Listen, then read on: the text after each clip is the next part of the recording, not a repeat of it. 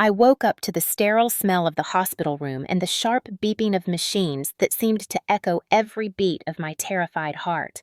My body felt like it belonged to someone else, bruised, sore, and heavy, as if the air itself had decided to press down and keep me pinned to the bed. I tried to move to lift my arm even a little, but the pain shot through my chest like a white-hot wire and made me gasp. Nurses were moving around whispering in hushed tones, and then one of them stepped closer and asked, "Can you hear me?" My voice refused to come out.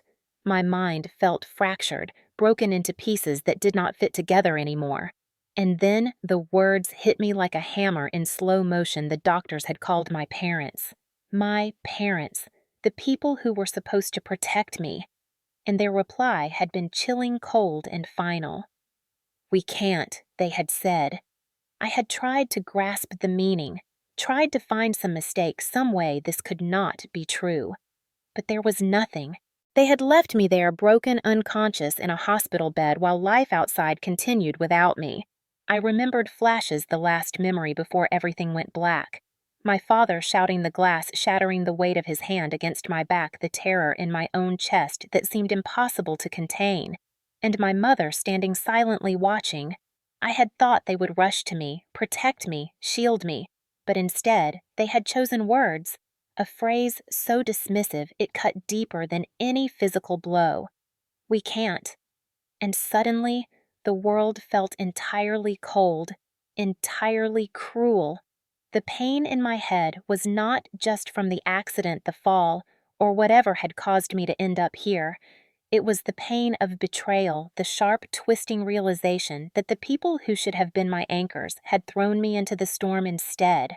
My mind raced, trying to remember who I was before the shouting, before the violence, before the moment that had broken everything apart. I thought of my childhood, of the constant criticism, the whispers behind my back, the controlling hands that had shaped every choice I made. And in this hospital bed, bruised, weak, and abandoned, I felt a clarity that I had never allowed myself before. I could no longer be their pawn, their fragile vessel to manipulate.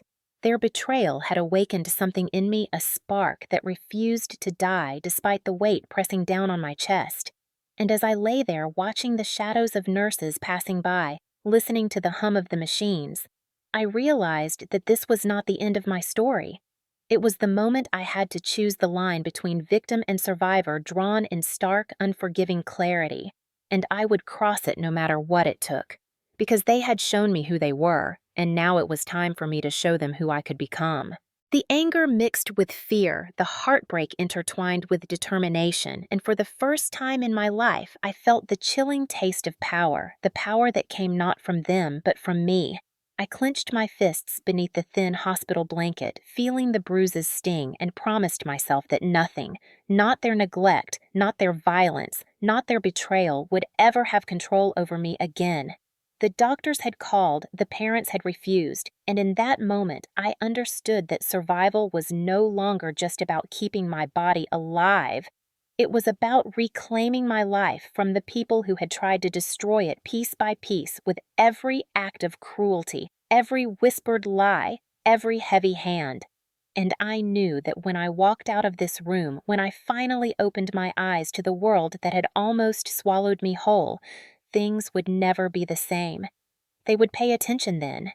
They would see me for who I really was, and they would not be able to stop me. Because for the first time, the fear was no longer theirs to wield, and the world I had once thought of as dangerous and cruel suddenly felt like it could be mine to command. I never imagined that a simple family dinner could end up being the turning point of my life. That evening had started like any other. The house smelled faintly of burnt toast and coffee from breakfast leftovers that someone had forgotten to clear away, and the chatter of my parents echoed through the living room as I stepped in exhausted from work. I had just turned 28, and I thought I had finally carved out a life of independence, renting my small apartment downtown and managing my career with what I believed was a balance of ambition and sanity. But as soon as I crossed the threshold, the familiar tension settled over me like a heavy fog, thick and suffocating. My father's eyes, sharp and calculating, flicked toward me and then away, as if I were some intruder rather than his daughter. My mother smiled politely, but her hands trembled ever so slightly when she reached for her teacup, betraying the anxiety I had learned to recognize over the years. The air was charged a silent warning that something was coming, and deep down I knew it. We sat down at the dining table, the usual mundane conversations flowing at first, comments about the weather, updates about distant relatives, and the occasional remark about my work that was meant to sound supportive but always carried that undertone of judgment. And then the subtle insults began. My mother, in her soft voice, pointed out how tired I must be from juggling everything on my own. The words twisted into a reminder that I had failed to seek their help or approval. My father chimed in his tone, casual but laced with venom. "You think you can handle life alone? Let's see how long you last." I forced a laugh, trying to maintain composure, but inside I felt the familiar knot of fear and resentment tighten in my stomach. Over the years, these small barbs had accumulated, each one a stitch in a quilt of control and emotional manipulation. I had grown accustomed to them, trained myself to swallow my own feelings, to nod, to smile, to appear grateful for the life they wanted me to lead. But that night, something was different. The comments escalated sharper, more personal. My father questioned my decisions about my apartment, insinuating that my career was a mistake, a sign that I was too naive to live independently. My mother, usually the buffer, now joined in suggesting that perhaps my health was fragile and that maybe I should not be working so hard, implying incompetence in the guise of concern. I felt my hands clench into fists under the table, my heart pounding, but I said nothing because I knew from years of experience that resistance would only escalate the situation. Then came the subtle but unmistakable signs of physical aggression. My father leaned across the table, his voice lowering, and I felt the air shift with his presence, a silent warning that words alone were not enough to control me tonight. I tried to retreat, to fold into myself, but there was no escape. The tension built like the coiled spring of a trap, ready to snap. Suddenly, my mother reached out in what I initially thought was concern, but the touch was sharp, a push against my shoulder, and I stumbled slightly, heart racing, realizing that this dinner had become a trap. They were testing boundaries, seeing how much control they still wielded over me, and I was their target. The argument spiraled. Every word I tried to defend myself with was twisted, turned back against me, and I felt the familiar terror of being trapped, of being both physically and emotionally powerless. The kitchen clock ticked loudly each second, a reminder of the impending escalation. Then it happened. My father's hand struck my arm hard, the sting of it shocking me into silence. I recoiled, not knowing whether to cry or scream. My mother, instead of stopping him, simply watched with an almost clinical detachment, whispering, "You're too sensitive. Stop overreacting." That phrase, so familiar, yet so devastating, cut deeper than any blow. I felt betrayed, the realization sinking in that they had orchestrated this violence, that their love was conditional, manipulative, a tool to control me. And in that moment, something inside me snapped. I wanted to fight back, but not with fists, not with anger, but with strategy. I had spent years documenting their behavior quietly, noting incidents, saving messages, recording conversations. It was all coming together, forming a map of their cruelty that I could finally use to reclaim my power. But first, I needed to survive the night. The blows continued, sporadic, calculated, as if they were testing my endurance, measuring how far they could push me before I broke. I felt lightheaded, my vision blurred, the taste of blood mingling with tears in my mouth. I realized I needed to get out to call someone who could help, but the fear was overwhelming. Escape seemed impossible within the walls of the house that had always been both my sanctuary and my prison. Then, in a flash of clarity amid the pain, I remembered the small hidden phone I kept in my bag, the one they never noticed. My hands shook violently as I dialed the emergency number, whispering my location, praying they would arrive in time. The minutes dragged like hours. Each step I took to reach the phone was a battle against the dizziness, the throbbing in my head, and the panic that had taken residence in my chest. And then, as if the universe had heard my silent plea, the sound of sirens approached, distant but growing. Relief mixed with fear as I realized the consequences of this night were just beginning. The paramedics arrived, their presence a lifeline, yet I knew the trauma would not end at the hospital doors. This was the night my parents' control over me had escalated into violence, and for the first time I had concrete evidence, witnesses, and a path forward. As they lifted me onto the stretcher, I caught a glimpse of my father's face, a mixture of shock and anger, and my mother's detached yet calculating. The betrayal was complete, but so was my resolve. I was not going to let this define me, not going to let their actions go unpunished. And as the ambulance doors closed, carrying me toward uncertain recovery, I made a silent promise I would turn this horror into justice, intelligence over brute force, strategy over emotion. This was the start of the journey that would reclaim my life, expose the truth, and make them face the consequences of years of manipulation and control. Each bump of the ambulance on the road jolted me physically, but it also ignited a fire inside, a determination that would carry me through surgeries, therapy, and the painstaking gathering of evidence. I knew that by the end of this ordeal, they would understand that the power they wielded over me was over. This flashback was not just a recollection of violence. It was the crucible in which my plan for intelligent resistance was forged, a night of betrayal that would eventually lead to public reckoning, undeniable evidence, and the clarity that my survival was the first step toward triumph. After the ambulance rushed me away from the house that had always been my cage, I woke in the sterile glow of the hospital lights, the antiseptic smell clinging to every corner of the room. My body ached in ways I had never experienced, each movement a reminder of the violence I had endured. Yet my mind was sharper than ever, focusing on the fact that my parents' cruelty had been documented in every bruise, every whispered threat, and every terrified glance they had exchanged when the paramedics arrived. The doctors hovered nearby, their expressions a mixture of concern and professional detachment, asking questions I barely heard because my thoughts were consumed with the next steps I had to take. Their inquiries led to the call my parents had refused to take seriously earlier, a conversation that revealed their dismissive attitude and shocking lack of responsibility. "We can't handle this right now," they had said, and the words replayed in my head like a drumbeat, each repetition fueling a growing fire of determination.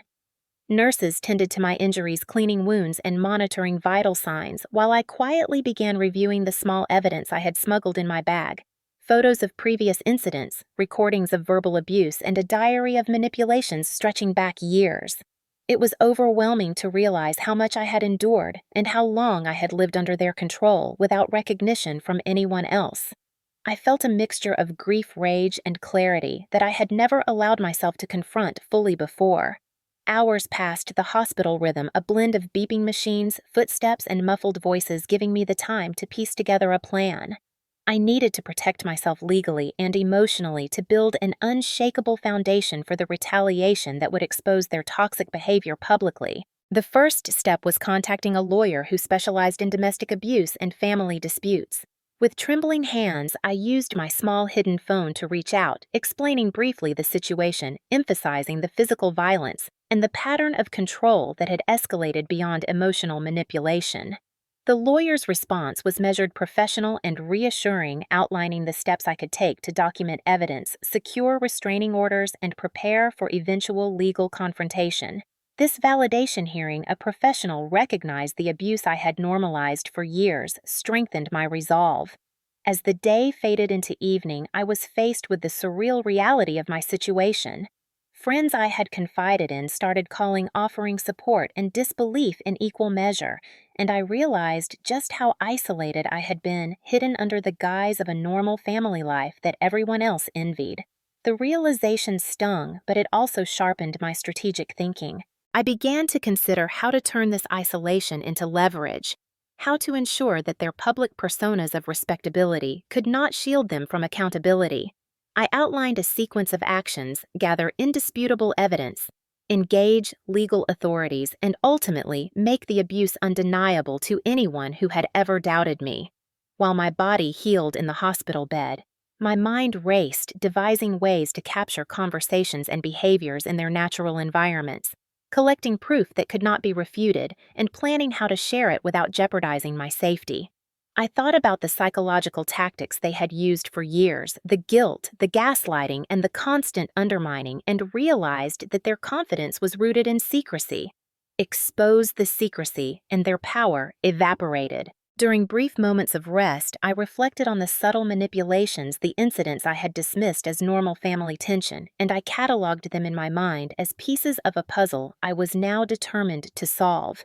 Each memory of humiliation or control fueled a meticulous mental strategy: who to contact, what evidence to prioritize, and how to protect myself from retaliation. By the second day, I began small steps of empowerment, learning about local advocacy programs, installing security measures in my home, and reaching out to friends who could serve as witnesses in case the situation escalated further. I kept my medical updates brief and neutral when speaking to my parents, who tried to contact me under the pretense of concern, but were met with silence, a stark reversal of roles that was both satisfying and necessary. Their shock at my composure revealed just how underestimated I had been for years. Simultaneously, the doctors monitored my recovery, noting that the physical injuries, though painful, were not life-threatening, but the psychological trauma would require ongoing care. I began therapy sessions with a professional who helped me process the betrayal, validate my experiences, and prepare for the confrontation that I knew was inevitable. Each session was both exhausting and liberating, slowly stripping away the self-doubt that had been cultivated by years of emotional abuse. By the time I was discharged from the hospital, I had transformed from a terrified daughter into a calculated strategist, aware of the gravity of my situation, but prepared to reclaim my life. My homecoming was a carefully choreographed event. I returned not as a passive victim, but as someone whose mind was sharpened by pain evidence and a desire for justice. I began implementing my plan systematically, starting with legal documentation, contacting journalists, and quietly warning those in my social circle who could corroborate my story. Each small victory, each recorded phone call, and each piece of evidence collected strengthened my confidence, reminding me that my parents' control was no longer absolute. And as I lay in my apartment that first night, finally safe from immediate harm, I allowed myself a moment of reflection, realizing that the path ahead was arduous but within my control. The combination of recovery, strategic planning, and emotional empowerment formed the foundation of my resistance. I understood that the journey was not just about personal survival, but about public accountability, turning the pain inflicted upon me into undeniable evidence of their abusive behavior. By the end of this stage, I felt a shift deep within, a transition from fear to clarity, from silence to preparation, and from victimhood to strategic empowerment, setting the stage for the confrontations and exposures that would follow. Returning to my apartment felt surreal, the familiar walls now seeming both protective and confining, a stark contrast to the chaos of my parents' house, where control had been the only constant. The bruises on my arms and the lingering pain in my ribs reminded me that physical escape was only the first step. Emotional and strategic liberation required far more preparation. I began meticulously reviewing the evidence I had gathered: photographs of past injuries, recordings of arguments, and detailed notes about incidents that my parents had consistently minimized or erased. Each piece was a puzzle fragment, and together they revealed the undeniable pattern of abuse and manipulation I had endured for years. I reached out to the first journalist who had responded to my inquiry, providing a concise overview without disclosing sensitive details enough to gauge interest while maintaining safety. Their response was cautious yet intrigued, asking precise questions that validated my experience and made me feel for the first time in years that my reality was acknowledged. Meanwhile, I contacted the lawyer I had spoken to from the hospital, arranging a meeting to discuss restraining orders, documentation of abuse, and potential civil action. We outlined a step-by-step plan that included securing legal protection, preparing evidence for possible media exposure, and identifying witnesses who could corroborate my story. In parallel, I contacted friends and colleagues I trusted, informing them of my situation without sensationalism, emphasizing only the facts, and the need for their awareness in case my parents attempted to manipulate or intimidate them. Their responses were a mixture of shock, empathy, and support, reinforcing my sense of clarity and purpose. Each conversation strengthened my resolve, transforming fear into deliberate action. I also began documenting every interaction with my parents since my discharge, noting phone calls, emails, and messages that reflected their attempts to regain control or minimize their responsibility. The pattern was obvious. They used guilt denial and subtle threats to maintain dominance, but now their tactics had little effect on me. I started installing security measures in my home cameras and locks that would provide both safety and tangible evidence should they attempt to confront me. Nights were the hardest memories of past threats and betrayals surfacing in vivid detail, but I used these moments to strategize, imagining each potential confrontation, mapping out responses, and visualizing the ultimate exposure of their actions. In therapy sessions, I delved deeper into the psychological impact of the abuse, confronting feelings of self-doubt and shame that had been cultivated over years of manipulation. Each revelation was painful, but it also strengthened my emotional resilience and understanding of the dynamics that had allowed my parents' control to flourish unchecked. As the days progressed, I reached out to a few distant relatives who had witnessed signs of abuse in the past, explaining the situation carefully, highlighting my need for witnesses who could attest to the history of manipulation and physical harm. Their initial disbelief gradually shifted to support, and their willingness to testify or provide statements bolstered the framework for public accountability. I began planning discrete encounters to gather additional evidence, recording conversations, and collecting tangible proof of behaviors and threats, ensuring that each piece could withstand scrutiny. My parents, unaware of the measures I had implemented, continued their attempts to communicate each message, a reminder of their denial and hubris. I maintained a neutral tone in responses, offering minimal engagement, allowing them to reveal their own attitudes and intentions, which I documented meticulously. The psychological shift within me was profound. Where once I had been terrified to speak, now I observed, recorded, and anticipated, turning their aggression and control into a roadmap for exposure. I also started building a narrative for public release, considering the most effective way to present evidence to both authorities and the media while maintaining my safety and credibility. Each detail was scrutinized for clarity and impact, ensuring that the story would be undeniable and resonate with an audience capable of understanding the depth of the betrayal and abuse. This stage of planning and evidence gathering was exhausting, yet empowering, a continuous blend of strategy, emotional processing, and defensive preparation. I created contingency plans for potential retaliation, considering legal, social, and digital avenues to protect myself and maintain control over the disclosure of my story. In quiet moments, I reflected on the emotional journey, the years of manipulation, the physical assaults, and the constant fear, and I realized how much strength had grown from surviving each moment. By the end of this phase, I was no longer merely reacting to past trauma. I was actively constructing a path toward public justice, a deliberate and intelligent resistance that would ensure my parents faced undeniable consequences. My mind, once clouded with fear and self-doubt, had become a precise instrument, and my actions were deliberate, coordinated, and unavoidable in their logic. This period of meticulous planning, evidence gathering, and emotional fortification set the stage for the confrontations that would follow, a calculated escalation toward accountability that I would control every step of the way. The transformation was clear. The frightened child who had been rushed to the hospital unconscious was now replaced by a strategist prepared to reclaim not just safety, but power and justice. The day I decided to confront my parents publicly was etched into my mind with absolute clarity. A calculated mix of anticipation and trepidation, fueling every action leading up to it. I chose a familiar community center where we had family gatherings in the past, a place where their dominance had always seemed natural and unquestioned. I arrived early, dressed carefully to appear calm and composed, hiding the lingering bruises beneath long sleeves, my mind rehearsing every line, every piece of evidence, every question I would pose to ensure that the confrontation was not only public, but undeniable. As my parents arrived, their usual confident posture was slightly off, a subtle tension betraying their unawareness that I had spent weeks preparing every detail.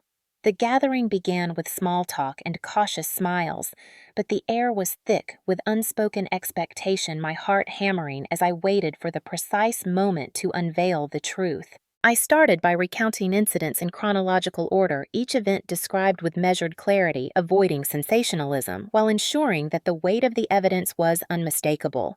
I presented photographs, recorded conversations, and detailed notes, placing them on a table in front of everyone present, including relatives, family friends, and neutral witnesses who had been carefully invited to observe the proceedings.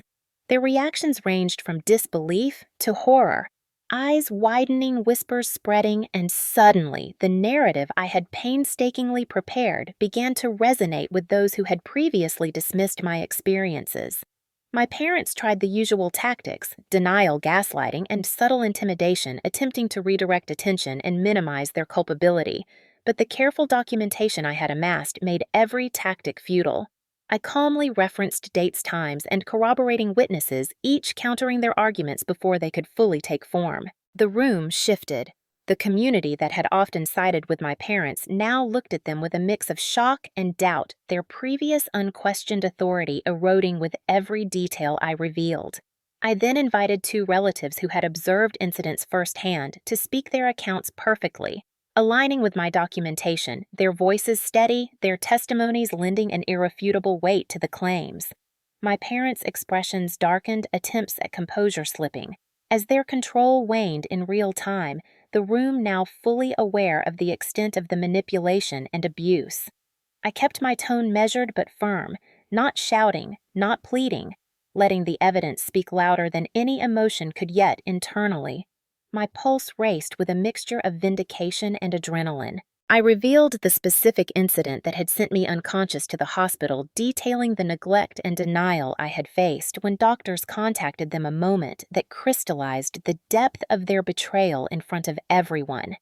Gasps rippled through the room as the gravity of their actions became undeniable. Some attendees whispered about the years of subtle control they had witnessed but never fully understood until now. My parents attempted to interrupt their voices rising, but each interjection was met with direct reference to my documented evidence, leaving them increasingly flustered and exposed. The emotional intensity escalated, tears welling in the eyes of family members who had been unsure of what to believe, their loyalty shifting toward the tangible truth in front of them. I maintained eye contact with each witness, silently signaling their support and acknowledging their courage in stepping forward. By the time I concluded my account, the room had shifted entirely. The power dynamics that had long allowed my parents to dominate had crumbled, replaced by a collective awareness of their actions and an implicit demand for accountability. The confrontation did not end with verbal exposure alone. I had arranged for discreet recordings and summaries to be delivered to local authorities, ensuring that the public acknowledgement would be followed by tangible consequences. My parents, now visibly shaken, realized that their attempts to control and manipulate had failed spectacularly, the shock on their faces a mixture of disbelief, anger, and the dawning understanding that nothing could reverse the public record of their behavior. I left the community center that day with a profound sense of relief and empowerment, the careful orchestration of my confrontation having achieved both public exposure and personal vindication, while also laying the groundwork for ongoing legal and social accountability. In private, I reflected on the transformation within myself, from a frightened child silenced by fear and manipulation to a strategist capable of orchestrating a confrontation that would not only reveal the truth, but also set clear boundaries and consequences. The adrenaline subsided slowly, leaving behind a steady determination and an acute awareness of the path ahead, which would require continued vigilance, legal action, and emotional fortification, but now built upon a foundation of undeniable evidence and public witness. Each detail of the confrontation reinforced my confidence that justice, though delayed, could be achieved through intelligence, preparation, and courage, and that the narrative of control my parents had maintained for years was finally being dismantled moment by moment in a way they could neither ignore nor erase. The room that had once felt like a cage of fear was now a stage of triumph. My voice steady and resolute, the witnesses silent but visibly aligned with the truth, marking the culmination of months of preparation and the decisive moment where my parents faced the consequences of their years of manipulation and abuse. After the confrontation, the ripple effects were immediate and intense, a cascade of acknowledgement and accountability sweeping through the community. transforming the perception of my parents and the family dynamic that had long been shrouded in secrecy. News of the public exposure spread quickly, first among extended family and neighbors, then through local social networks and acquaintances who had attended or heard firsthand accounts, creating an environment where denial was no longer an option. The previously unquestioned authority my parents wielded was shattered, their reputations crumbling as friends and colleagues began to confront them with pointed questions about past behavior, some expressing disbelief that such control and neglect had been allowed to persist. I watched carefully as my parents attempted to navigate the fallout, their usual charm and manipulation proving ineffective against the documented evidence, and the collective witness accounts a reality that left them visibly frustrated and anxious. The emotional intensity of the exposure was mirrored by practical consequences. I contacted the authorities, presenting the compiled evidence and testimony, and legal proceedings were initiated, ensuring that their actions would be formally addressed, not merely discussed in whispers behind closed doors. I maintained communication with supportive family members and friends, strategically reinforcing the narrative of accountability while ensuring that the momentum of public awareness did not fade, knowing that consistency was crucial to prevent my parents from regaining influence. The community, previously passive or complicit, began offering support, sharing personal stories that corroborated my experience further, amplifying the consequences for my parents, and providing a collective validation of my years of suppressed trauma. Public exposure brought not only social consequences, but also tangible shifts in family dynamics. Relatives who had previously deferred to my parents' control now expressed concern, reassessed loyalties, and some actively distanced themselves, creating a network of accountability that had been absent for decades. I documented every interaction meticulously, both to protect myself and to ensure that any further attempts at gaslighting could be countered decisively, turning my preparation into a long-term strategy for stability and safety. The emotional aftermath was complex. Relief mingled with residual anger and sorrow as I processed the years of manipulation, yet the public acknowledgement of wrongdoing provided a sense of justice and empowerment that had previously been unattainable, reinforcing the significance of evidence, courage, and strategic planning. Legal proceedings unfolded with both expected and surprising developments, including formal statements from witnesses corroborating expert opinions and procedural steps that highlighted the severity of neglect and emotional abuse, ensuring that consequences were not superficial, but had lasting implications for my parents' capacity to exert control. The media, both local and regional, picked up the story, portraying it as a rare instance of a child courageously confronting familial abuse, framing the narrative around resilience, intelligence, and public accountability, while also warning others about signs of toxic family dynamics, further magnifying the consequences and public exposure. Social dynamics shifted. Neighbors who had long deferred to my parents now offered direct support, sometimes confronting them on my behalf, while friends and colleagues acknowledged the courage required to step forward, creating a protective network that both validated my experiences and reinforced the permanence of the exposure. Emotional reactions within the family were varied. Some siblings and relatives expressed regret for their silence or complicity, offering apologies and support, while others attempted to rationalize or minimize the events, only to be countered by the undeniable presence of witnesses and documented proof highlighting the transformative power of transparency and courage. I also began implementing personal boundaries more strictly, refusing contact that felt unsafe or manipulative, reinforcing my autonomy while continuing to navigate the emotional complexities of reconciling with extended family who had either supported or ignored my plight. The consequences extended beyond my immediate family. Workplaces, social circles, and community organizations took notice, approaching my parents with caution and skepticism, demonstrating that public accountability had tangible ramifications across multiple spheres of influence, not just within the private family environment. Throughout this period, I focused on personal healing therapy sessions and rebuilding my life in a way that acknowledged the trauma, but also celebrated the strategic and courageous steps I had taken, using each public acknowledgement and legal milestone as reinforcement of my agency and resilience. The ongoing public exposure became a catalyst for broader conversations about toxic families, emotional abuse, and the importance of documenting and confronting harm, allowing me to contribute to a dialogue that could prevent similar patterns in other households while reinforcing my own sense of empowerment and justice. Each day following the confrontation brought new challenges, yet also new affirmations of the wisdom and strategy behind my approach as I witnessed friends, allies, and even neutral observers recognizing the meticulous preparation and calculated bravery required to achieve such an undeniable public reckoning. The balance of emotion and logic in my actions ensured that the consequences were not merely punitive, but educational, highlighting the capacity for intelligent resistance to dismantle long-standing abuse, while also fostering reflection, remorse, or accountability among perpetrators.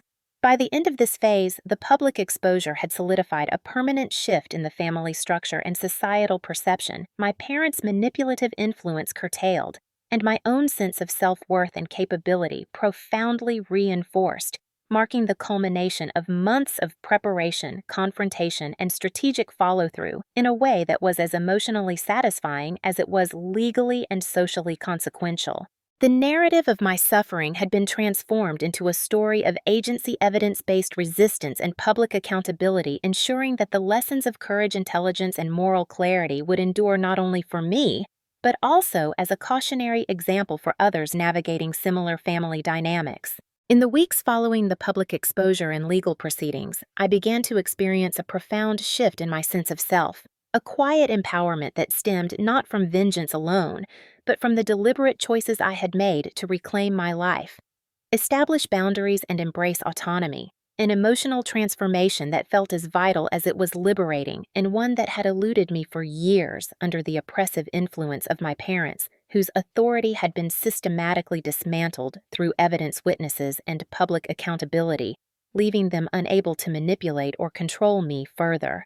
I dedicated time to personal reflection, journaling each thought and emotion, analyzing how I had survived the toxic environment and how I could continue to strengthen my resilience, recognizing patterns that had once trapped me and consciously choosing new responses, creating a mental and emotional architecture designed to protect my well-being while fostering growth and self-respect. Therapy became a cornerstone of my recovery, a safe space where I could unpack layers of trauma, confront lingering fears and insecurities, and develop strategies for maintaining emotional stability while navigating residual interactions with family members who had shown support, indifference, or lingering hostility, ensuring that my progress was intentional, measured, and sustainable. I cultivated relationships with friends and chosen family who had consistently offered validation, understanding, and encouragement, surrounding myself with individuals who reinforced my sense of worth and autonomy, creating a community that functioned as both emotional refuge and mirror of the empowerment I was learning to inhabit, fully demonstrating that trust and connection could be rebuilt carefully without sacrificing boundaries. Financial and professional independence also became critical elements of my empowerment as I established career goals and personal projects that were entirely my own, free from parental influence or interference, allowing me to assert agency over practical aspects of life and reinforcing the narrative that my existence, decisions, and achievements were no longer subject to the control of those who had once sought to dominate me, an accomplishment that carried both emotional satisfaction and tangible proof of my autonomy. I revisited spaces and routines that had previously been fraught with anxiety, reclaiming ordinary aspects of life such as household management, social engagements, and daily responsibilities, transforming them into exercises of control and self-determination, turning what had been sources of stress and fear into arenas of personal mastery, a testament to the deliberate and strategic approach that had carried me from victimhood to empowerment. Community involvement also provided a sense of purpose as I engaged in advocacy and outreach, focused on toxic family dynamics, emotional abuse, and strategies for intelligent resistance. Using my story and the evidence I had compiled to educate others, offer guidance and validate the experiences of individuals facing similar struggles, creating a legacy of empowerment that extended beyond my personal recovery into meaningful social impact. Daily life became a rhythm of conscious choice, balancing self-care, professional engagement, and emotional maintenance, ensuring that empowerment was not a static state, but an ongoing practice, a dynamic equilibrium requiring attention, mindfulness, and self-compassion, highlighting the importance of sustaining progress even in the absence of immediate external threats or dramatic confrontations. Reflecting on the journey from unconscious hospitalization to public exposure and eventual legal and social accountability, I recognized the transformative power of strategic resistance, meticulous preparation, and courageous confrontation, acknowledging the profound growth that had emerged from trauma while remaining aware that empowerment required vigilance, adaptability, and consistent reinforcement both internally and externally to prevent regression or exploitation. I developed rituals to reinforce self-worth and emotional balance, including meditation, journaling, and intentional recognition of achievements, each act a reinforcement of the agency I had fought to reclaim, embedding a sense of autonomy, competence, and resilience into the fabric of daily life, ensuring that the quiet empowerment I had earned would endure beyond immediate circumstances or challenges. Relationships with extended family evolved cautiously, with some offering genuine support and reconciliation, while others remained distant or skeptical, creating a nuanced network of interaction that allowed me to maintain boundaries without complete isolation, balancing connection and self-protection, and demonstrating that empowerment does not require severing all familial ties, but rather discerning and managing interactions thoughtfully. I also began planning for long-term security, including financial planning, healthcare, and personal safety measures, transforming anxiety about potential future conflicts into proactive strategies that reinforced my autonomy, demonstrating that empowerment encompassed both emotional mastery and practical life management, integrating resilience into every aspect of living independently. As time passed, the sense of fear and anxiety that had defined my early experiences gradually diminished, replaced by confidence, clarity, and calm, a quiet strength that allowed me to engage with the world on my own terms, free from manipulation, coercion, or undue influence, and marked by a profound recognition of my ability to navigate challenges, intelligently assert boundaries decisively, and cultivate a life defined by personal choice, integrity, and emotional health. Ultimately, the journey from unconscious hospitalization to public reckoning, legal accountability, and personal empowerment illustrated the full arc of survival, resistance, and reclamation, a narrative that validated courage, strategic planning, and moral clarity, while demonstrating that even in the face of the most toxic family dynamics, intelligent resistance, evidence, and deliberate action could lead to profound transformation, quiet empowerment, and enduring autonomy. A conclusion both emotionally satisfying and instructive for anyone confronting similar circumstances.